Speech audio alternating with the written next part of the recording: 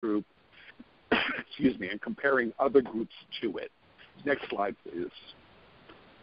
When you look at your reference group, so let's say we're looking at transfer rate by age group.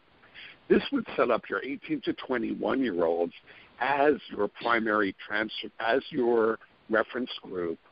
And then your other groups, for example, your 29 to 34-year-olds would be at 0.5 or half the level of your 18 to 21 group. And your 35-year-olds would be at 0.33 or one-third of your 18 to 21-year-olds, and so on. And this would help you to develop a reasonable plan to work to try and improve your transfer rate.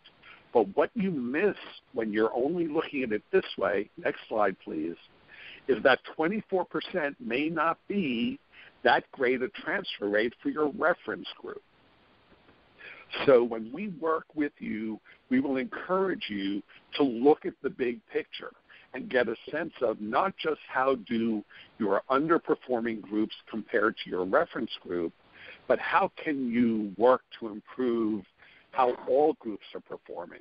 And this is more than just the typical cliched, a high tide raises all boats, because there are strategies that could relate to specific subpopulations, but that doesn't necessarily mean that getting them all to the point of your reference group is going to be the objective for your institution.